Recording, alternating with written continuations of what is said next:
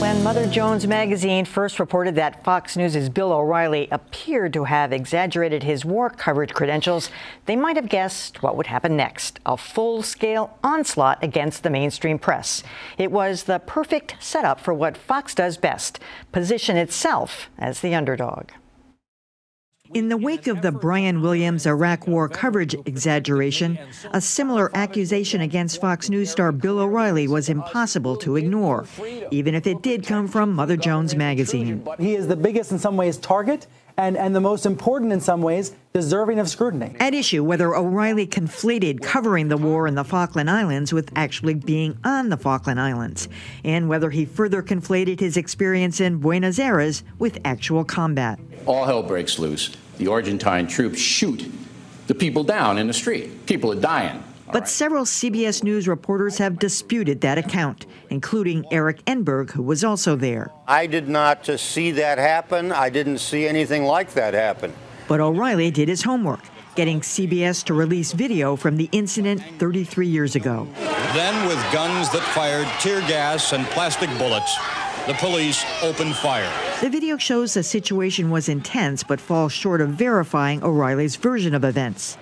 O'Reilly then dug up this memo from a CBS honcho, praising him for providing the network with great video.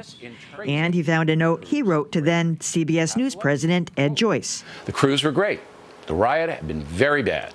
We were gassed, shot at, and I had the best vantage point. Meanwhile, the whole episode has played right into the hands of Fox. Wage war against the real enemy, the mainstream press. CNN tried to exploit the situation because a guy over there named Brian Stelter is another far-left zealot, masquerading as a journalist. Now that's a perfect deflection. All right, here to hash this one out are John Keller of WBZ, Justin Ellis of the Neiman Journalism Lab, Joanna Weiss of the Boston Globe, and Dan Kennedy of Northeastern University. Well, this drumbeat has been resounding now for 10 days. We actually talked about it last week, and 3 or 4 other incidences have come up. Now they're talking about his coverage of riots in LA, that he exaggerated that. A couple more things have come out about the war coverage, but he is a master at this, turning it, the liberal media, even though most of the mainstream press has not really even touched this. The Boston Globe did it today in kind of a commentary. New York Times has done it, but most of the television networks haven't done it. And it's worked.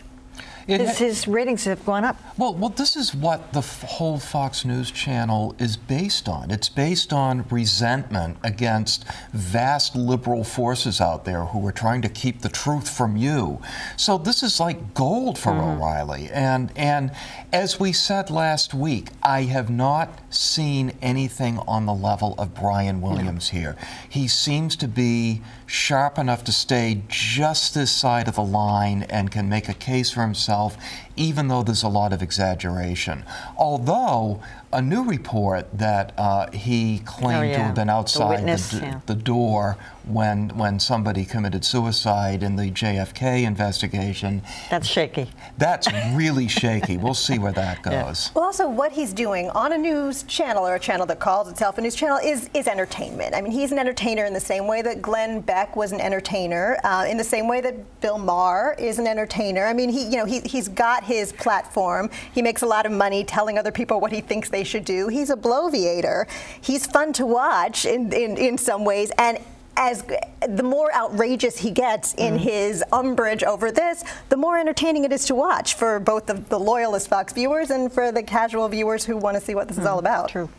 Yeah, I think the thing that we have to keep in mind, what Dan said, is that Fox News loves a foxhole. They love being in a situation when it seems like they are surrounded on all sides by everybody else. You play into their hand anytime you try to challenge them. But I think another thing to sort of keep in mind here that does tie together Brian Williams and Bill O'Reilly is that there seems to be this idea of the newsman as sort of the adventuring hero that is clearly a very dangerous idea.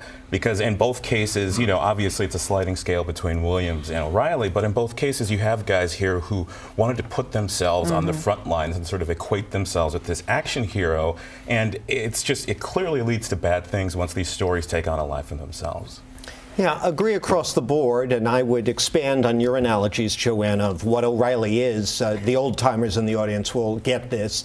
He's more like Joe Pine or Morton Downey Jr., where the yelling and the fight and the antagonism is all it's about. He's not a journalist. He was once upon a time, but he's not now. And Fox doesn't posit him as a journalist, and they're not doing journalism on the, what's it called, the O'Reilly factor. So none of this is really going to stick, because if you're looking for a journalistic crime, the criminal doesn't fit the crime. Exactly. Not anymore. Not anymore. It might have if he was working for CBS. It would be a different thing, but they don't care what happened there. But one thing does really trouble me about this. I don't like lynch mobs. I don't either. I don't like the lynch mob of David Corn and Mother Jones going after a guy they hate. I don't like the right-wing lynch mob that continues to holler for Brian Williams's permanent hide. I don't like lynch mobs that seem to be forming every week in the media to get someone fired for offenses real or imagined. There's an ugliness and a nastiness to this business that seems to be a self-perpetuating prophecy, and I don't think real journalists care to engage in this kind of thing. I don't know. I think this town owns that that style of I do think Bill O'Reilly's not going to get fired, so don't worry for him. No, I mean, Fox has been behind him the entire way. There has been no sort of wavering in the way NBC News did over the whole situation with Williams. I mean, he's going to be around. Yeah, he will.